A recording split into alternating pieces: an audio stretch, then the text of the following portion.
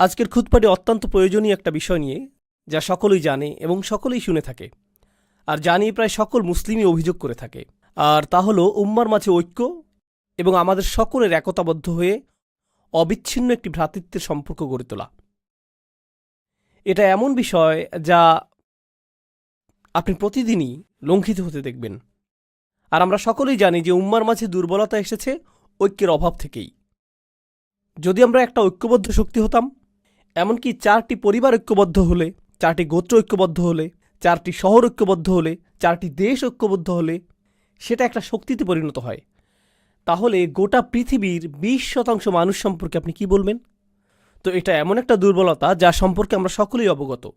একই সাথে যখন আমরা ইসলামের শত্রু এবং এই উম্মার শত্রুদের ক্ষমতা এবং শক্তিমত্তা নিয়ে কথা বলি, যখন আমরা ইসরায়েলের মতো গণহত্যাকারী উন্মাদদের কথা চিন্তা করি, যা বিশ্ববাসীর চোখের সামনে নির্বিচারে গণহত্যা চালিয়ে যাচ্ছে, আর মুসলিমরা দাঁড়িয়ে দাঁড়িয়ে তা দেখছে, আমাদের মাঝে হতাশা আসে নিজেদের দুর্বলতার জন্য। কিন্তু আপনি হতাশ হওয়ার মাধ্যমে আর রাগান্বিত হওয়ার মাধ্যমে এর সমাধান করতে পারবেন না। কেন আমরা পক্ষাঘাতগ্রস্ত হয়ে রয়েছি? এই প্রশ্নটির সবচেয়ে যুক্তিসঙ্গত উত্তর হল, আমরা ঐক্যবদ্ধ নই, আমাদের একক কণ্ঠ নেই, আমরা একক সত্তা হিসাবে কথা বলি না। আর আপনি সেটা অর্জনই বা করবেন কিভাবে? এটা অর্জন করাকে প্রায় অসম্ভব বলে মনে হয়। শত্রুদের উপায় উপকরণগুলোর কথা আপাতত ভুলে যান। যারা উম্মার অনিষ্ট চায় তাদের অর্থনৈতিক, প্রযুক্তিগত, অর্থসংস্থানগত, সামরিক উপায় উপকরণগুলোর কথা ভুলে যান। সেটা এমনকি বড় কোনো সমস্যাও না। প্রকৃত সমস্যা হলো আভ্যন্তরীণ সমস্যা। প্রকৃত সমস্যা হলো আমাদের নিজেদের ভিতরে যা রয়েছে।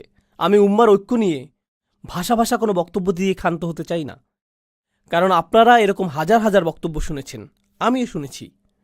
এজন্য আমি আসলেই সমস্যার গোড়া থেকে শুরু করতে চাই। আসুন বিষয়টা নিয়ে ভিন্নভাবে চিন্তা করি। ধরুন আপনি চমৎকার একটা ভূমি দেখতে পেলেন, যেখানে কোনো কিছু জন্মাচ্ছে না, এটাতে কোনো কিছু জন্মাচ্ছে না। আর আপনি বলছেন, এখানে কেন কিছু জন্মাচ্ছে না? কি হলো এই ভূমিটার? আপনি তো কোনো বীজ বপন করেননি, আপনি মাটির যত্ন নেননি, আপনি সেচ দেননি, আর এখন অভিযোগ করছেন যে এখানে কিছু জন্মাচ্ছে না কেন? আপনি বীজ বপন করলেন, সেচ প্রদান করলেন, পর্যাপ্ত সূর্যের আলো নিশ্চিত করলেন, এটাও নিশ্চিত করলেন যে নিয়মিত পোকামাকড় এবং আগাছা পরিষ্কার করা হচ্ছে। যদি আপনি তা না করেন, তাহলে অভিযোগ করার কোনো অধিকার আপনার নেই। আর যদি আপনি তা করেন, যদি আমি তা করি, সেক্ষেত্রেও আমি গতকাল একটা বীজ বপন করে আজকেই বলতে পারি না যে আমার গাছ কোথায়, কেন আমি কোনো গাছ দেখতে পাচ্ছি না, এরপর তা ভুলেই গেলেন। কেন আমি দুশ্চিন্তা করছি? আমার এত খেয়াল করারই বা দরকার কি? পরিপক্ক চিন্তা এভাবে কাজ করে না। এভাবে আমরা শক্তি অর্জন করব না। আপনাকে একটা বিষয় তত্ত্বাবধান করতে হবে, উন্নতি সাধন করতে হবে, আবাদ করতে হবে, এরপরে অবশেষে আপনি ফলাফল পাবেন। আমরা এখানে মুসলিম ঐক্য নিয়ে কথা বলছি। একটা মুহূর্তের জন্য মুসলিমদের কথা ভুলে যান। এমন মানুষদের কথা চিন্তা করুন যারা আল্লাহ এবং রসুল সাল্লাল্লাহু আলাইহি সাল্লামের ভালোবাসার জন্য ঐক্যবদ্ধ না। এমন মানুষদের কথা চিন্তা করুন যারা অর্থের প্রতি ভালোবাসার কারণে ঐক্যবদ্ধ। মাল্টিবিলিয়ন ডলার কর্পোরেশনগুলোর কথা চিন্তা করুন। ওকে, তাদের রয়েছে ভিন্ন ভিন্ন বিভাগ, ভিন্ন ভিন্ন অবস্থান, ভিন্ন ভিন্ন অফিস। আবার সেই অফিসগুলোর ভিতরেও আভ্যন্তরীণ কোন্দল রয়েছে। সেই মানুষগুলো একে অপরের সাথে একত্র নয়, বরং তারা একে অপরের অনিষ্ট করার চেষ্টায় রত।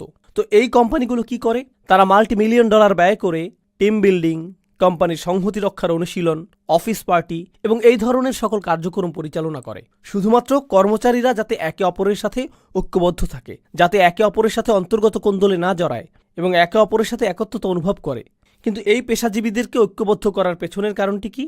এই প্রকৌশলীদের, প্রোগ্রামারদের, হিসাবরক্ষকদের, ডিজাইনারদের, সকল মানুষদেরকে যা ঐক্যবদ্ধ করেছে তা হলো আমাদের সকলকে আরও বেশি অর্থ উপার্জন করতে হবে। আর বছর শেষে তারা কি উদযাপন করে? আমাদের বিক্রয় 20% বৃদ্ধি পেয়েছে। এটাই আমাদেরকে ঐক্যবদ্ধ করেছে। এজন্যই আমরা অদম্য একটা শক্তি। তাদের চিন্তায় এই অর্থনৈতিক উদ্দীপনাটাই তাদেরকে ঐক্যবদ্ধ করেছে। এটাই তাদের সম্পূর্ণ প্রেরণাকে তাড়িত করে। তো প্রথম একটা বিষয় আমি আপনাদেরকে বলতে পারি যে এমন মানুষ রয়েছে যারা অন্যথায় একে অপরকে ঘৃণা করত, কিন্তু অভিন্ন একটা উদ্দেশ্যে তারা একতাবদ্ধ।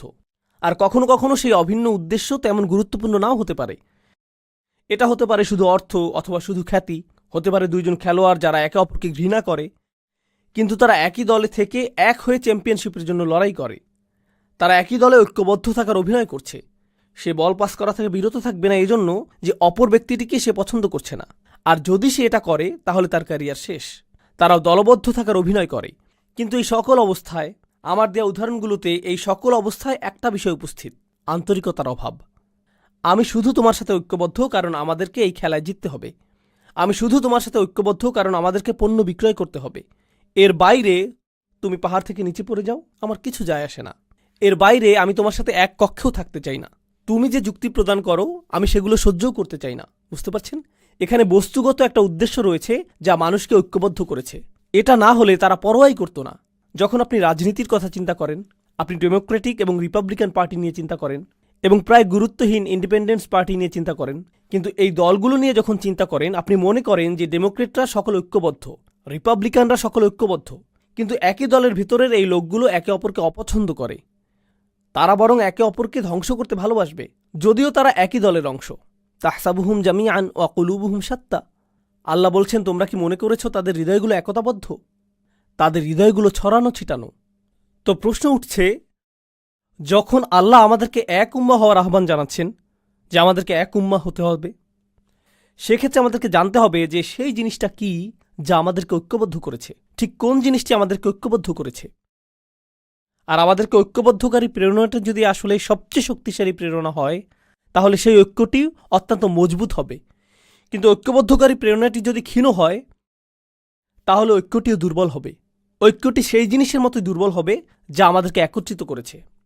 উদাহরণস্বরূপ, এখন আমরা এই মসজিদে বসে আছি, আর আপনারা অনেকেই কাজ থেকে এসেছেন, অনেকে এসেছেন বাসা থেকে, অনেকে এসেছেন আপনাদের ব্যবসা প্রতিষ্ঠান থেকে। আপনারা সকলেই এসে একত্রে এই মসজিদে বসেছেন। পুরুষেরা আছেন, নারীরা রয়েছেন, শিশুরা রয়েছে, আর আমরা সকলেই যারা এখানে একত্রিত হয়েছি, আমরা ঐক্যবদ্ধ হয়েছি আল্লাহর ইবাদত করার অভিপ্রায় নিয়ে। এজন্যই আমরা ঐক্যবদ্ধ হয়েছি। কিন্তু এই আলোচনার পরে আমরা সকলে পৃথকভাবে ফিরে যাব। তো যদিও এখানে আমরা কয়েকশো মানুষ থাকি, কয়েক হাজারও থাকি, আমরা একত্রিত হয়েছি ঠিকই, কিন্তু আসলে আমরা 1000 স্বতন্ত্র ব্যক্তি। আমরা আসলাম এবং একসাথে একটি কাজ করলাম, তারপর আমরা চলে গেলাম, এটুকুই। এটা ঐক্যের বহিঃপ্রকাশ নয়, এটা হলো সম্মিলিত একটা উদ্দেশ্যের বহিঃপ্রকাশ। আমাদের শুধু সম্মিলিত একটা উদ্দেশ্য ছিল। আমাদের সকলের উদ্দেশ্য ছিল জুমার নামাজ আদায় করা, এটুকুই। এটুকুই। এটা দ্বারা এটা বোঝায় না যে এই সম্প্রদায়টি ঐক্যবদ্ধ। কোনোভাবেই এটা প্রদর্শন করে না। এখানে আমাদের উদ্দেশ্য হলো ইবাদত করা। কিন্তু আপনি যদি শুধু একটি উদ্দেশ্য দ্বারা ঐক্যবদ্ধ হন, আর এটাই যদি হয় সব, তাহলে যখনই সেই উদ্দেশ্য সমাপ্ত হবে, আপনার ঐক্যও শেষ হয়ে যাবে। অন্য আর কিছুর প্রয়োজন হবে না। আমি শুধু চাই যে আমার সন্তানেরা মসজিদে যাক। আমি শুধু চাই যে আমার সন্তান কিছুটা কোরআন শিখুক। আমি শুধু কোনোভাবে ইসলামের সাথে সম্পর্ক অনুভব করতে চাই, এটুকুই। যদি এটাই আপনার উদ্দেশ্য হয়, তাহলে এটুকুই পাবেন। যখন সেটা পূরণ হবে, আপনার আর কোনো প্রয়োজন থাকবে না, আর কোনো লক্ষ্য থাকবে না। কোরআন ঐক্য সম্পর্কে সম্পূর্ণ ভিন্ন একটা চিত্র অঙ্কন করেছে। এটা কোনো একটা কাজের উপর নির্ভরশীল নয়। এটা বড় একটা ঈদের নামাজের উপর নির্ভরশীল নয়। আর প্রতি বছর আমি একই সাথে হাসি এবং কাঁদি যখন শুনি মানুষ ঈদ কবে উদযাপিত হবে তা নিয়ে মতবিরোধী লিপ্ত। কারণ একই দিনে আমাদেরকে ঈদ উদযাপনের ব্যাপারে ঐক্যবদ্ধ হওয়া উচিত। আমি এই বিষয়ে বলি, আসলেই কি তাই? যদি আমরা সকলেই একই দিনে ঈদ উদযাপন করি, সেটাই আপনার কাছে ঐক্য বলে মনে হয়? নামাজের সেই 20 মিনিট? ঐক্য কি এটুকুই? আপনি এমনকি জানেনও না যে যেই মানুষটির পাশে আপনি ঈদের নামাজ পড়ছেন তার পরিবারের সদস্য হাসপাতালে ভর্তি রয়েছে। আপনি তা জানেন না। আপনি এটাও জানেন না যে এই ব্যক্তিটি ব্যবসায় ক্ষতির শিকার হয়েছে, অথবা এই ব্যক্তিটি তার বাবাকে হারিয়েছেন, অথবা তিনি কাজ হারিয়েছেন, অথবা স্বাস্থ্যগত সংকটের মধ্য দিয়ে যাচ্ছেন। আপনি জানেন না। তো ঐক্য আসলে কি? একটা ছবি যা প্রদর্শন করে যে অনেক মানুষ একসাথে দাঁড়িয়ে রয়েছে, এটাই ঐক্য। আমার যুক্তিতে এটা ঐক্যের কৃত্রিম এবং অর্থহীন মানদণ্ড। আর সেজন্যই যখন আমরা অভিযোগ করি যে আমাদের ঐক্য নেই, আমাদের সেই অভিযোগও অর্থহীন। এটা আমার দেয়া উদাহরণটির মতোই। আপনি একটা ভূমির সামনে দাঁড়িয়ে আছেন যেখানে কিছু জন্মাচ্ছে না, আর আপনি বলছেন, হেই, এখানে তো কোনো কিছুই দেখছি না, কেন আমার জন্য কিছু জন্মানো অবস্থায় নেই? ইতিমধ্যেই তো আমার বাগানে প্রবেশ করার কথা। না না না, যদি আপনি বাগানের মালি হতে প্রস্তুত না হন, সেক্ষেত্রে অভিযোগ করার কিছুই নেই। তো আসুন একটু পেছনে ফিরে যাই এবং এই বিষয়টা নিয়ে চিন্তা করি। প্রথমত এবং প্রধানত আমি পুরুষ মানুষদের উদ্দেশ্য করে বলবো, পর্দার আড়ালের বোনেরা একটু ধৈর্য ধরুন, আপনাদের পালা আসবে। যদি আজকে নাও হয়, অন্য আরেকদিন বলবো ইনশাআল্লাহ। কিন্তু আজ আমি শুধু পুরুষদের উদ্দেশ্য করে বলবো। মুসলিম সমাজের অনেক পুরুষ মানুষের সাথেই আমার অনেক কথোপকথন হয়েছে, সারা পৃথিবীব্যাপী এবং আমেরিকাতেও। পুরুষ মানুষদের কাছ থেকে অন্যতম একটা অনুভূতির কথা আপনি শুনবেন যে সকলেই আমার কাছ থেকে কিছু চায়। আমার পরিবার আমার কাছে চায়, আমার বাবা মা আমার কাছে চায়, আমার সন্তানেরা আমার কাছে চায়, আমার স্ত্রী আমার কাছে চায়, আমার শ্বশুরবাড়ি আমার কাছে চায়, আমার বস আমার কাছে চায়, আমার সমাজ আমার কাছে চায়, প্রত্যেকেই আমার কাছে কিছু চায়। আর সে যদি একটা ফোন কলও পায়, এমনকি কলটি রিসিভ করার আগে সে ধরে নেয় এটা তার উদ্দেশ্য না যে হ্যালো, আমি তোমার খবর নেওয়ার জন্য ফোন করলাম, তুমি কি ভালো আছো, সব কিছু কি ভালো চলছে, চলো একদিন দেখা করি। এমনকি কেউ যদি কল দিয়ে বলে আসসালামু আলাইকুম, তুমি কেমন আছো, এর মধ্যেই আপনার মাথায় কাজ করে যে সে কি চাইছে, কি ব্যাপারে কল করেছে, কল করার কারণটা কি। কেউই এজন্য আপনার খোঁজ নেয় না যে তারা আপনার ব্যাপারে মনোযোগী। তারা আপনার খোঁজ নেয় কারণ তারা এমন কিছুর প্রতি মনোযোগী যা আপনি তাদেরকে দিতে পারবেন। তো হয়তো আপনি একটা ক্যাশ বাক্স, অথবা আপনি হয়তো একজন সেবক, আপনি শুধু এটুকুই। আপনি আছেন শুধুমাত্র ব্যবহৃত হওয়ার জন্য। আপনি একটা যন্ত্র যাকে ব্যবহার করা হয়, এটুকুই। কেউ আপনাকে নিয়ে চিন্তা করে না, কেউ আসলে আপনার ভিতরের সত্তাটিকে দেখতে পায় না। আর আপনি মসজিদে আসছেন, এখানে শুনতে পান যে মুসলিমরা সবাই ভাই ভাই, আসসালামু আলাইকুম, এরপর আপনারা একে অপরকে আলিঙ্গন করেন, সালাম এবং দোয়া বিনিময় করেন, এতে সমস্যা নেই। কিন্তু যখনই আপনি বলেন ভাই আমি কি আপনার সাথে একটু কথা বলতে পারি, আমি ব্যস্ত, এই মুহূর্তে একটু ব্যস্ত, কারণ কারোরই আপনার জন্য সময় নেই, কারোরই আপনার জন্য সময় নেই। আর আরও এক ধাপ সামনে আগালে আপনার পরিবার হয়তো আপনার উপর নির্ভরশীল, তারা আপনার উপর নির্ভরশীল। উদাহরণস্বরূপ, আপনি হয়তো উপার্জনকারী, আর আকস্মিক আপনি অসুস্থ হয়ে পড়লেন এবং চাকরি হারিয়ে ফেললেন। আপনি শুধুমাত্র চাকরি হারালেন না, পরিবারে আপনি সম্মানও হারিয়ে ফেললেন। আত্মীয়রা আর আগের মতো আচরণ করছে না। সবসময় তারা আপনাকে কল করত, এখন আর কেউ কলও করে না। তারা আর আপনার খোঁজ নেয় না, খোঁজ রাখে না, বরং যতটা সম্ভব আপনাকে এড়িয়ে চলে। জানেন কেন? কারণ আকস্মিকভাবেই আপনি দানকারীর ভূমিকা থেকে গ্রহণকারীর ভূমিকায় নেমে এসেছেন। তাই কিছু চাইতে পারে এমন কারো থেকে মানুষ দূরে থাকতে চায়। এমনকি আমাদের পরিবারের ভিতরেই যদি এমনটা ঘটে, তাহলে অবস্থাটা কি হতে পারে যখন এই পরিসর বড় হয়ে সমাজ পর্যন্ত বিস্তৃত হয়? তখন কি ঘটে? যখন মানুষ অনুভব করে যে কেউ তার কথা চিন্তা করে না? আর আমরা এখানে একটা ভিন্ন ধরনের সমাজে বসবাস করছি। ইউনাইটেড স্টেটস কিন্তু ডেনমার্ক থেকে আলাদা, এটা জার্মানি থেকেও আলাদা, এমনকি এটা কানাডা থেকেও আলাদা। ইউনাইটেড স্টেটস সম্পর্কে এমন কিছু বলছি যা আপনারা নিজেরাও জানেন। এটাকে পুঁজিবাদের নমুনা ধরা হয়। পুঁজিবাদ অর্থ আপনাকে প্রথম হওয়ার প্রতিযোগিতায় নামতে হবে। কেউ আপনার জন্য চিন্তা করবে না, আপনার নিজের চিন্তা নিজেকেই করতে হবে। কেউ আপনার জন্য এগিয়ে আসবে না। আমরা তো শ্বাস প্রশ্বাসের সাথেও পুঁজিবাদ গ্রহণ করছি, আর তার সাথে যোগ হচ্ছে আমাদের সমষ্টিগত জীবন। এটা সত্য যে যদিও আমাদের মধ্যে কিছুটা হলেও সালাম এবং দোয়া বিনিময়ের ভ্রাতৃত্ব সম্পর্ক রয়েছে, এটা নেহাত আনুষ্ঠানিকতার সীমা অতিক্রম করে না। কিন্তু এটা প্রকৃত ভ্রাতৃত্ব নয়। প্রকৃত ভ্রাতৃত্ব পরীক্ষার একটা পদ্ধতি বলে দিচ্ছি। আমি যদি আসলেই সমস্যার মধ্য দিয়ে যাই, তৎক্ষণাৎ এমন কারো কথা কি মনে পড়ে যাকে আমি কল করতে পারি? কাকে কল করার কথা তাৎক্ষণিক আমার মনে পড়ে? মসজিদের ভাইদের কথা কি মনে পড়ে? যাদের সাথে আমি চলি তাদের কথা কি মনে পড়ে? কার কথা মনে পড়ে? আপনি যদি সেরকম কাউকে পান, তাহলে আপনার জীবনে কিছুটা ভ্রাতৃত্ব রয়েছে। কিন্তু আপনি যদি দুইবার ভাবেন এই ব্যক্তিকে বললে সে আমার সম্পর্কে কি ভাববে, এই ব্যক্তিকে বললে সে কিভাবে এটা আমার বিরুদ্ধে ব্যবহার করবে, আপনাকে যাচাই বাছাই করতে হয় আপনার সমস্যাটি কোনো ব্যক্তিকে খুলে বলবেন কিনা, কারণ আপনি নিশ্চিত না যে সে এই কথা আরও 20 জনের সাথে বলে বেড়াবে কিনা। তখন আপনি ঈদের দিনে উত্তপ্ত আলোচনার বস্তুতে পরিণত হবেন।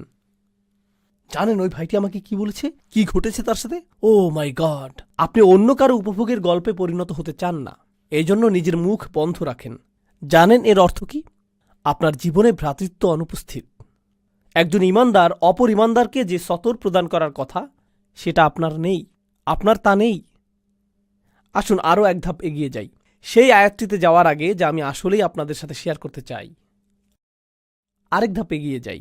আমাদের সমাজে এমন তরুণ অথবা বৃদ্ধ মানুষ রয়েছেন যারা ব্যর্থ হয়েছেন। ব্যর্থতাও জীবনেরই অংশ। আপনি কোনো পরীক্ষায় অকৃতকার্য হলেন, এটা ঘটতেই পারে। চাকুরির পরীক্ষায় ব্যর্থ হলেন, এটা ঘটতেই পারে। আপনি ধর্ম পালনে ব্যর্থ হতে পারেন। কোনো তরুণ হতাশার শিকার হয়ে মদ্যপান শুরু করতে পারে, এটা ঘটতে পারে। কেউ হারাম সম্পর্কে জড়িয়ে পড়তে পারে, এরপর ড্রাগ, মদ্যপান এবং এ জাতীয় আরও অন্ধকার পথ বেছে নিতে পারে, আরও খারাপ পথেও যেতে পারে। সে আরও নিচে চলে যেতে পারে। আপনি যদি আপনার শিশু সন্তানটিকে নিয়ে হাঁটেন আর শিশুটি পড়ে যায়, তখন আপনি কি করেন? আপনি তাকে তুলে নেন, তাকে মুছে দিবেন। যদি সে আঘাত পায়, সেখানে ব্যান্ডেজ লাগিয়ে দিবেন, অ্যান্টিসেপটিক লাগিয়ে দিবেন। তাকে সেরে ওঠার সুযোগ দিবেন যাতে সে সুস্থ হয়ে ওঠে। আমাদের সমাজে কি ঘটে, কি হয় যখন আমাদের পরিসরে কেউ নিচে পড়ে যায়? ও মাই গড, আস্তাগফিরুল্লাহ। এই যুগের তরুণদেরকে দেখো। জানো কি দেখলাম? আব্দুল করিম কি করেছে জানো? লা হাওলা ওয়ালা কুওয়াতা ইল্লা বিল্লাহ। আমি তাকে অমুক জায়গা থেকে বের হতে দেখলাম। ইন্না লিল্লাহি ওয়া ইন্না ইলাইহি রাজিউন। কেউ একজনের তার সাথে কথা বলা উচিত। জানেন বিষয়টা কি? সেই ব্যক্তিটি হয়তো একটি পাপ কাজ করেছে। আমি বলবো যে আপনি তার চেয়েও বড় পাপ কাজ করেছেন। সেটা যদি আল্লাহর বিরুদ্ধে করা অপরাধ হয়ে থাকে, আপনিও তো নিজের মুখ ব্যবহার করে অন্য মানুষের সামনে অপর এক ভাইয়ের মর্যাদা নষ্ট করেছেন। আর আস্তাগফিরুল্লাহ বলছেন যেন আপনি প্রকৃতই তার ভালো চাইছেন। কারণ আপনি যদি প্রকৃতই ভালো চাইতেন, প্রথমত আপনার মুখ বন্ধ থাকত, আর একমাত্র তখন এটা খুলত যখন আপনি তার কাছে গিয়ে তাকে জড়িয়ে ধরে বলতেন, যদি কখনো প্রয়োজন হয় আপনার কথা শোনার জন্য আমি সদা প্রস্তুত, আর আমি মারা গেলেও আপনার এই গোপনীয়তা প্রকাশ করব না। সেটাই হতো ভ্রাতৃত্বসুলভ আচরণ। এখন যা করছেন তা ভ্রাতৃত্ব নয়। আমি আমাদের তরুণদের নিয়ে উদ্বিগ্ন। এটা ভ্রাতৃত্ব না। আমি জানি না এটা কি, তবে কমপক্ষে এটা যে অগোচরে আক্রমণ সেটা তো বলাই যায়। কিন্তু এই বাস্তবতাটি আমি আমার জন্য সৃষ্টি করেছি। তারপর আমরা এই কথা বলার ধৃষ্টতা দেখাই যে উম্মা কেন ঐক্যবদ্ধ নয়? কোটি কোটি মানুষ রয়েছে। আরে ভাই, আপনি কি আমাদের 1 ডজন মানুষকে ঐক্যবদ্ধ দেখাতে পারবেন? 2 ডজনকে দেখাতে পারবেন? কোটি কোটি মানুষের একতা নিয়ে কথা বলার আগে কয়েকশো ঐক্যবদ্ধ মুসলিম দেখাতে পারবেন? তো আসুন এখন আমরা দেখি সাহাবীগণ কেমন ছিলেন এবং কোরআন কেন তাদেরকে এত প্রশংসা করেছে। এটি হলো কোরআনের সবচেয়ে চমৎকার স্থানগুলোর একটি। খুবই সংক্ষেপে আমি আপনাদেরকে ঘটনাগুলো বলবো। খাইবারে রাসূল সাল্লাল্লাহু আলাইহি সাল্লামকে উল্লেখযোগ্য একটা বিজয় প্রদান করা হয়েছিল। খাইবারের আগে মুসলিমরা মূলত ছিল দেউলিয়া, তাদের কোনো অর্থ সম্পদ ছিল না। খাইবারের পরে আকস্মিকভাবে তারা কোটিপতি হয়ে গেলেন। কোটি কোটি টাকা আসতে লাগলো। এখনকার সময়ের অর্থের মাপকাঠিতে হিসেব করলে কোটি কোটি টাকার আবাসন, কৃষিভূমি, পুনরাবর্তিত মুনাফা, এই সব কিছু আকস্মিকভাবে মদিনায় চলে আসলো। আর এটা ঘটার ঠিক আগেও মুসলিমরা কোনো রকমে টিকে ছিল। হাদিসে এমন বর্ণনা এসেছে যে রাসূল সাল্লাল্লাহু আলাইহি সাল্লামের কন্যা 2-3 দিন যাবৎ অনাহারে থাকা সত্ত্বেও তার নিজের কন্যাকে ফিরিয়ে দিতে হয়েছিল, কারণ তার কাছেও খাবারের কিছু ছিল না, আর তিনি তার পেটে পাথর বেঁধে রাখতেন ক্ষুধার যন্ত্রণা লাঘবের জন্য। এরকমই ছিল মুসলিমদের অবস্থা। তিনি ছিলেন মদিনার রাষ্ট্রনায়ক, আর অনাহারে দিন কাটত। আর তারপর খাইবারের পরে আকস্মিকভাবে কোটি কোটি টাকা আসতে শুরু করলো। এখন এই বিষয়টি নিয়ে এক মুহূর্ত চিন্তা করুন। মুহাজিরগণ মক্কা থেকে এসেছিলেন, তাই না? তারা সব কিছু পিছনে ফেলে এসেছিলেন। কিন্তু মদিনার মানুষেরা প্রথম থেকেই দরিদ্র। তারা ধনী ছিলেন না। তাদের 3টা শয়নকক্ষ বিশিষ্ট ঘর ছিল না, 2টা শয়নকক্ষ বিশিষ্ট ঘরও ছিল না, তাদের এমনকি শয়নকক্ষও ছিল না। কিন্তু এখন এই মানুষগুলো সব আসলো, আর তাদেরও কোথাও থাকতে হবে। তখন আনসারগণ কি করলেন? মদিনার আনসারগণ যা করলেন, তারা মুহাজিরদেরকে তাদের বাড়িতেই থাকতে দিলেন। তাদের নিজেদেরই তো যথেষ্ট খাবার ছিল না, এখন আরও কিছু ক্ষুধার্ত মুখ তাদের সাথে যুক্ত হলো। বুঝতে পারছেন তো? এই মানুষগুলোর আগমন প্রচুর অর্থনৈতিক চাপ তৈরি করলো। এর উপরে এই অর্থনৈতিক চাপই একমাত্র বিষয় ছিল না। রাসূল সাল্লাল্লাহু আলাইহি সাল্লামের মদিনায় আগমনের 6 মাস পরেই তারা যুদ্ধের প্রস্তুতি শুরু করলেন।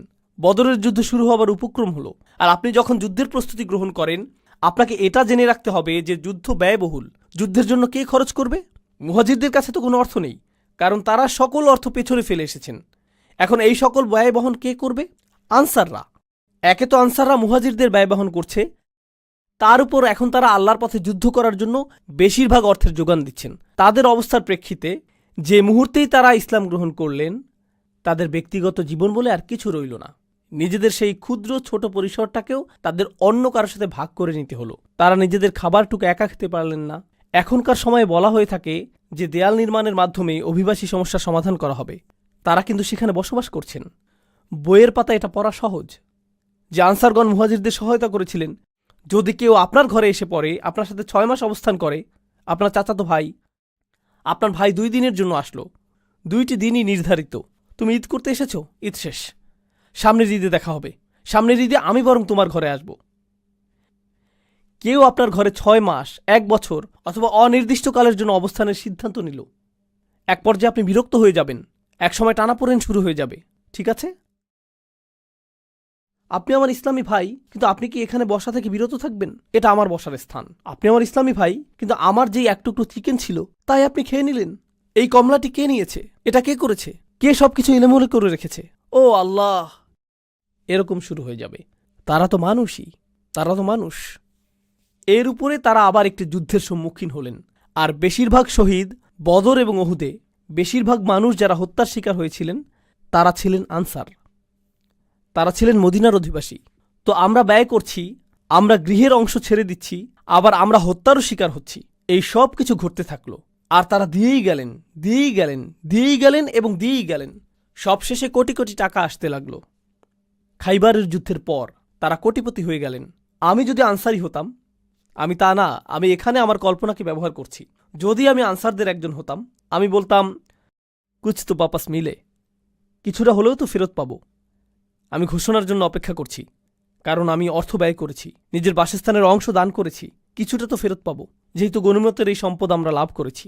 এখন আয়াতটি লক্ষ্য করুন, মা আফা আল্লাহু আলা রসুলিহি, আল্লাহ যাই তার রসুলের মাধ্যমে অর্জন করার সামর্থ্য প্রদান করেছেন, মিন আহলিল কুরা, অর্থাৎ সেই শহরগুলো থেকে যার অর্থ খাইবার, ফালিল্লাহ, তা আল্লাহর মালিকানাধীন। প্রথমত একটা অংশ হচ্ছে আল্লাহর উদ্দেশ্যে। এটা দিয়ে কি বুঝায় তা এখন বলবো না, অন্য এক সময় বলবো। ওকে, ঠিক আছে, আল্লাহর জন্য, আমি বুঝতে পেরেছি। এরপর অলির রসুল, পরের অংশটি যাচ্ছে রসুল সাল্লাল্লাহু আলাইহি সাল্লামের উদ্দেশ্যে, রসুল এবং তার পরিবার। ওকে, ঠিক আছে, এটা বেশ ভালো। ওয়াজিল কুরবা, নিকট আত্মীয়দের জন্য। ওয়ালিয়াতামা, ইয়াতিমদের জন্য। আমি একজন আনসারি হয়ে তাকিয়ে আছি, ঠিক আছে, এতিমরা পাবে, আমি হয়তো এর পরে পাবো। ওয়াল মাসাকিন, গরিব মানুষেরা। ওকে, ঠিক আছে, গরিব মানুষদের পালা শেষ। এখন কি আমার প্রসঙ্গ আসবে? ওয়াবনিস সাবিল, যে মানুষেরা ভ্রমণরত, তাদের সাহায্য প্রয়োজন, কিছু অর্থ তাদের কাছেও যাবে। ঠিক আছে, তারপর এই আয়াতটির শেষে আল্লাহ বলছেন, মা আতাকুমুর রসুলু ফাখুযুহু, আল্লাহ রসুল তোমাদের জন্য যা নীতি নির্ধারণ করেন তা গ্রহণ করো। ওমা নাহাকুম আনহু ফান্তাহু, আর তিনি যা নিষেধ করেন তা থেকে বিরত থাকো। ঠিক আছে, এখন পরবর্তী আয়াত, পরবর্তী গ্রহীতার কথা আসছে। লিল ফুকারা ইল মুহাজিরিন আল্লাযীনা উখরিজু মিন দিয়ারিহিম ওয়া আমওয়ালিহিম ইয়াবতাগুনা ফাদলাম মিনাল্লাহি ওয়া রিদওয়ানা, কপরদকহীন মুহাজিরগণ, যাদেরকে তাদের গৃহ এবং সম্পত্তি থেকে উৎখাত করা হয়েছে, যারা আল্লাহর অনুগ্রহের অন্বেষণ করে এবং তার সন্তুষ্টি কামনা করে, তারাই পরবর্তী গ্রহীতা। এখানে তো অনেকগুলো গ্রহীতা, সকল অর্থ বিভক্ত হয়ে যাচ্ছে, কিন্তু কার কথা এখনও উল্লেখ করা হয়নি? আনসারদের কথা উল্লেখ করা হয়নি। আর আনসারগণই সবচেয়ে বেশি অর্থ ব্যয় করেছিলেন, কিন্তু তাদের কথা এখনও আসেনি। সব শেষে আল্লাহ তাদের প্রসঙ্গ উল্লেখ করে বলছেন, ওয়াল্লাযীনা তাবাওয়াদ-দার ওয়াল ঈমান। শুধু লক্ষ্য করুন কিভাবে আল্লাহ তাদের সম্পর্কে বলছেন। আমি এই সব কিছু বলছি শুধু এটা দেখানোর জন্য যে কি চমৎকারভাবে আল্লাহ তাদের সম্পর্কে বলেছেন। সেই মানুষেরা তাদের ঘর এবং তারা পর্যাপ্ত স্থানের ব্যবস্থা করেছে। ঠিক যেভাবে আপনি আপনার ঘর উন্মুক্ত করেন, তারাও তাদের ঈমানকে উন্মুক্ত করেছিলেন। এখানে আল্লাহ আমাদেরকে একটা বার্তা দিচ্ছেন, আমার মুসলিম ভাইয়ের জন্য কতটুকু স্থান আমি আমার মনে তৈরি করেছি, এটা আমার ঈমানের অংশ। শুধুমাত্র নামাজের মধ্যে ঈমান সীমাবদ্ধ না, আমার মুসলিম ভাইয়ের জন্য যখন আমি হৃদয় উন্মুক্ত করি তাতেও ঈমান রয়েছে। আর আল্লাহ বলছেন এই মানুষগুলো উন্মুক্ত হৃদয়ের অধিকারী। আনসারদের প্রসঙ্গ অনেক পরে এসেছে, কিন্তু আনসারগণ কখনোই সেরকম বোধ করেননি, তারা সেটা অনুভব করেননি। তাদের ঈমানের মতো তাদের হৃদয়গুলো উন্মুক্ত ছিল। তারা তাদের ঘর এবং ঈমান উভয়টি উন্মুক্ত করে দেন। মিন ক্বাবলিহিম, তাদের আগমনের পূর্বেই। ইউহিব্বুনা মান হাজারা ইলাইহিম, কথাগুলো তেলাওয়াত করা খুবই সহজ, কিন্তু অনুধাবন করা খুবই কঠিন। তিনি বলছেন তারা ভালোবাসেন তাদেরকে যারা তাদের কাছে আশ্রয় গ্রহণ করেছেন। ইয়া আল্লাহ, এটা যদি আপনার এবং আমার বিষয়ে বলা হতো, কথাটা এরকম হতো, তারা কোনো রকমের সহ্য করছে তাদেরকে যারা তাদের কাছে আশ্রয় গ্রহণ করেছে। তারা প্রায় তাদেরকে হত্যা করার দ্বারপ্রান্তে পৌঁছে গিয়েছে যারা তাদের কাছে আশ্রয় গ্রহণ করেছে। তারা কামনা করেছে যে যারা তাদের কাছে আশ্রয় গ্রহণ করেছে তারা যাতে নিজ এলাকায় ফিরে যায়। মুনাফিকরাই এই কথাগুলো বলেছিল, লা ইন রাজা'না ইলাল মাদিনাতি লা ইউখরিজান্নাল আ'আজ্জু মিনাল আযাল। এই কথাটাই মুনাফিকরা বলেছিল যে তাদের নিজ এলাকায় ফেরত যাওয়া উচিত, এটাই তারা বলেছিল। তো এর অর্থ কি? আপনার মুসলিম ভাইয়ের জন্য হৃদয় উন্মুক্ত করা, তার সকল প্রয়োজন পূরণ করা, শুধুমাত্র অর্থনৈতিক প্রয়োজনই না, এর দ্বারা শুধুমাত্র অর্থনৈতিক সাহায্যই বোঝাচ্ছে না, এর দ্বারা বোঝাচ্ছে যে আপনি নিজের হৃদয়ে স্থান তৈরি করবেন যাতে কোনো একজন আক্ষরিকভাবেই আপনার গৃহে আশ্রয় পেতে পারে। তাই আল্লাহ বলছেন, ইউহিব্বুনা মান হাজারা ইলাইহিম ওয়ালা ইয়াজিদুনা ফি সুদুরিহিম হাজাতাম মিম্মা উতু। অর্থাৎ যেই দায়িত্ব তাদেরকে প্রদান করা হয়েছে তার কারণে তারা নিজেদের হৃদয়ে কোনো অস্বস্তি রাখে না। তারা কখনোই অস্বস্তি অনুভব করে না কারণ তারা কাউকে সহায়তা করছেন। তারা কখনোই অস্বস্তি বোধ করেন না কারণ সে আমার ভাই, সে আমার বোন, সে আমার পরিবার, আল্লাহ বলেছেন যে সেটা আমার পরিবার। লা ইলাহা ইল্লাল্লাহর এই বন্ধন রক্ত সম্পর্কের চেয়েও বেশি। এটাই একমাত্র গুরুত্বপূর্ণ বিষয়। পরিবার সবার আগে, উম্মাহ সবার আগে, এটাই ছিল তাদের মনোভাব। আপনি অভিবাসন সংকট নিয়ে চিন্তা করেন। আমরা যেহেতু আমেরিকায় বসবাস করছি, আমরা চিন্তা করি মেক্সিকান অভিবাসীদের কথা, অবৈধ অভিবাসী এবং শরণার্থীদের কথা, তাই না? মুসলিম বিশ্বে যান, পাকিস্তানে যান, সেখানে আফগানি অভিবাসীরা রয়েছেন। মালয়েশিয়াতে যান, সেখানে ভারতীয় অভিবাসীরা রয়েছেন, ভারতীয় মুসলিম। বিভিন্ন মুসলিম দেশে যান, সেখানে অন্য দেশের মুসলিম অভিবাসী রয়েছেন। তুরস্কে যান, সেখানে সিরিয়ান অভিবাসী রয়েছেন। আর তারা উভয়ই মুসলিম, তারা উভয়ই মুসলিম। সেখানে বক্তব্যটি কি? মুসলিমদের মনোভাব সেই মুসলিমদের প্রতি যারা তাদের কাছে স্থানান্তরিত হয়েছে, সেই মনোভাবটা কেমন? এই সকল স্থানে এবং অন্য আরও স্থানে ট্রাম্প যেভাবে অভিবাসীদের নিয়ে কথা বলে, তারাও তাদের সম্পর্কে ঠিক সেভাবেই কথা বলে। প্রকৃতপক্ষে তারা এর চেয়েও খারাপভাবে কথা বলে। ট্রাম্প বরং উত্তম বলে। সেই ব্যবহার লক্ষ্য করুন এবং লক্ষ্য করুন যে কোরআন কি বলছে। ইউহিব্বুনা মান হাজারা ইলাইহিম। মুসলিম বিশ্বেই অন্য মুসলিম দেশ থেকে আগত কত হাজার মানুষকে সীমানায় আটকে দেয়া হয়েছে। সেখানে তারা মূলত ক্যাম্পে বসবাস করছেন। তারা এমনকি ভেতরেও প্রবেশ করতে পারছেন না। আর তারা প্রজন্মান্তরে সেখানে রয়েছেন। শিশুরাও একই ক্যাম্পগুলোতেই জন্মেছে এবং বেড়ে উঠছে।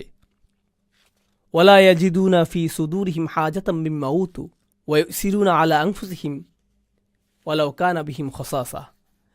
তারা নিজেদের উপর অন্যদেরকে প্রাধান্য দেয়, যদিও তারা নিজেরা অভুক্ত অবস্থায় থাকে। তারা নিজেদের উপরে অন্যদেরকে অগ্রাধিকার দেয়।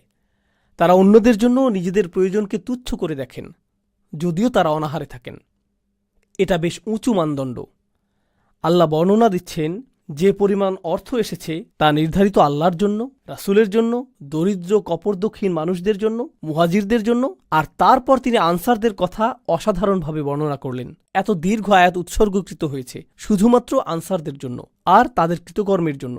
আর তিনি শেষ করেছেন এই বলে যে ওমা ইউকা শুহা নাফসিহি ফাউলাইকা হুমুল মুফলিহুন। যে নিজেকে লোভ ও স্বার্থপরতা থেকে রক্ষা করতে পারবে সেই সফল। আমার সুরক্ষা প্রয়োজন আমার নিজের একটা অংশ থেকে। আমার নিজের ভিতরে রয়েছে লোভ এবং স্বার্থপরতা। আমাদের সকলের মধ্যে এটা রয়েছে। আল্লাহ বলেছেন আমাদের ভিতরে সুহ রয়েছে আর আমাদের সুরক্ষা প্রয়োজন শুধুমাত্র শয়তানের কাছ থেকেই না, আমার সুরক্ষা প্রয়োজন আমার নিজের সুহ থেকেও। যে সকল মানুষ তাদের ভিতরের এই দুর্বলতা থেকে মুক্ত হতে পারবে তারাই সাফল্য অর্জন করবে। ফাউলাইকা হুমুল মুফলিহুন। আমি চাই যে আমি নিজে এবং আপনারা আমাদের নিজস্ব পরিসরে পুনরায় চিন্তা করা শুরু করি যে ঐক্য অর্থ আসলে কি। কারণ কোরআনে বর্ণিত ঐক্য হল নিজের ভেতরে অনুভূত ঐক্য। এটা সেরকম ঐক্য না যা শুধু বাহ্যিকভাবে দেখতে ঐক্যের মতো। এটা ঐক্য না যে আমরা একই রকম কথা বলি, অথবা আমরা একই রকম পোশাক পরি, অথবা আমরা একই মাযহাব অনুসরণ করি তাই আমরা ঐক্যবদ্ধ, আমাদের দাড়ির দৈর্ঘ্য সমান তাই আমরা ঐক্যবদ্ধ, অথবা আমাদের কাপড় সমান মাপে টাকনুর উপর থাকে তাই আমরা ঐক্যবদ্ধ, আমরা একই বক্তার আলোচনা শুনি তাই আমরা ঐক্যবদ্ধ। এগুলো সবই অযৌক্তিক, এগুলো সবই অর্থহীন। প্রকৃত ঐক্য হল যখনই আপনি কোনো মুসলিম ভাইকে দেখেন, যেই মুহূর্তে তিনি আপনাকে সালাম দেন, অন্য সকল প্রতিবন্ধকতা অদৃশ্য হয়ে যায়। ওয়ালা তাকুলু লিমান আলকা ইলাইকুমুস সালামা লাস্তা মুমিনান। এটুকুই যথেষ্ট। তারা আপনার ভাই, আপনি তাদের জন্য সদা প্রস্তুত, তারা আপনার জন্য সদা প্রস্তুত। আমরা ঐক্যের প্রকৃত অর্থ জানব না যদি আমরা এটা নির্মাণ না করি, যদি আমরা এটাকে লালন না করি। আর আপনি এবং আমি এটাকে লালন করতে পারব যদি আমাদের নিজেদের ব্যক্তিগত পরিসর থেকে ঐক্যের চর্চা সৃষ্টি করা শুরু করি এবং মানুষের সাথে সম্পর্ক তৈরি শুরু করি। এই বিষয়ে আমি সর্বশেষ একটি কথা বলবো। ইতিমধ্যেই বক্তব্য দীর্ঘায়িত হয়ে গিয়েছে। সর্বশেষ যে কথাটি বলবো তা হলো, আমি 18-19 বছর বয়স থেকেই মুসলিমদের মাঝে কাজ করছি। খুতবা, দার্স এবং সক্রিয় কার্যক্রমগুলোতে যুক্ত ছিলাম। এটা প্রায় 25-26 বছর আগের কথা। আমি এই কার্যক্রমে দীর্ঘ সময় ধরে সংযুক্ত। আমি অনেক হালাকায় যোগ দিয়েছি, অনেক ইমামের সাথে ঘুরে বেরিয়েছি এবং যারা ইসলামী সম্মেলনের আয়োজন করে এই মানুষদের পরিসরে যুক্ত ছিলাম। আর এই পরিসরে আপনি বন্ধুত্ব তৈরি করেন, তাদের সাথে আপনি কথা বলেন ইসলাম নিয়ে, আপনি কথা বলেন উম্মার সমস্যা নিয়ে, আপনি অমুক আয়াত নিয়ে কথা বলেন, আপনি অমুক হাদিস নিয়ে কথা বলেন, আপনি ইতিহাস নিয়ে কথা বলেন। জানেন এই 25 বছর যাবৎ আমার পরিসরের মধ্যে একটা জিনিস রয়েছে যা নিয়ে কেউ কথা বলেনি, আর আমিও এটা নিয়ে কারোর সাথে কথা বলিনি। আর তা হলো তাদের ব্যক্তিগত জীবনে তারা কি কি সমস্যার মধ্য দিয়ে যাচ্ছেন। আমার পরিসরের মধ্যে এমন মানুষ ছিলেন যারা সকল ধরনের সমস্যার সাথে লড়াই করে যাচ্ছিলেন। বিষণ্ণতা, দুশ্চিন্তা, এমনকি কখনো কখনো আত্মহত্যার চিন্তা, বিবাহ বিচ্ছেদের কষ্ট, সন্তান লালন পালন, ভিসা বাতিল হওয়া, সব ধরনের সমস্যা ঘটে যাচ্ছে। আপনার জানার বাইরে থেকে যাচ্ছে। কারণ তারা এটা জানে যে এসব বিষয়ে কথা বলার জায়গা এটা না। তাদের মনোযোগের কেন্দ্রবিন্দু হলো শুধু হালাকা। তাদের মনোযোগ হলো তুমি কি এই প্রোগ্রামটা করতে পারবে, এটাই তাদের মনোযোগের বিষয়, এটুকুই। আর তুলনা করার জন্য আমি খ্রিস্টানদের একটা গির্জায় গিয়েছিলাম, শুধু দেখার জন্য যে তারা কি করে। এক বুধবার রাতে গিয়েছিলাম, এখানকার স্থানীয় একটা গির্জা। তারা গোল হয়ে বসে, প্রথমে ৫-৭ মিনিট তারা গান গায় এবং এই জাতীয় কিছু কাজ করে। এরপর ১ ঘন্টা অতিবাহিত করে। জানেন সেই ১ ঘন্টায় তারা কি করে? সেখানকার পাদ্রী একজনকে বললেন, এই তোমার নাম কি? আমার নাম ফ্রাঙ্ক। তোমার নিজের সম্পর্কে কিছুটা বলো ফ্রাঙ্ক। এটা এটা এটা এটা তোমার এমন কি কোনো বিষয় আছে যার জন্য আমরা সবাই প্রার্থনা করতে পারি? হ্যাঁ, আমার মেয়ে আমার সাথে কথা বলে না, সেজন্য প্রার্থনা করুন। সকলে আসুন ফ্রাঙ্কের জন্য প্রার্থনা করি। পরবর্তী ব্যক্তি, পরবর্তী ব্যক্তি, পরবর্তী মহিলা, তুমি কি সমস্যা রয়েছ? আসো তোমার জন্য প্রার্থনা করি। কল্পনা করতে পারেন তারা এভাবে কথা বলছে, আর এই মানুষগুলো একে অপরকে চিনেও না। সব শেষে তারা একে অপরকে আলিঙ্গন করলো। এরপর এক ব্যক্তি এসে বলল, আমার মেয়ের সাথেও আমার একই রকম অবস্থা ছিল, আমরা কিন্তু যোগাযোগ রাখতে পারি, মাঝে মাঝে এই বিষয়ে কথা বলতে পারি, এটা অনেক বড় প্রাপ্তি। আর আমি বিস্মিত হয়ে এটা দেখছিলাম। আমাদের সত্য ধর্মের অনুসারী হওয়ার কথা ছিল, আমাদের হওয়ার কথা ছিল আদিল্লাতিনা আলাল মুমিনিন, আমাদের হওয়ার কথা ছিল ইউসিরুনা আলা আনফুসিহিম। আমি দেখলাম যে এই সবগুলো আয়াতই এমন মানুষেরা চর্চা করছে যারা আমাদের ধর্মের ভিতরের কেউ না। আর এত বছর ধরে আল্লাহর ঘর মসজিদে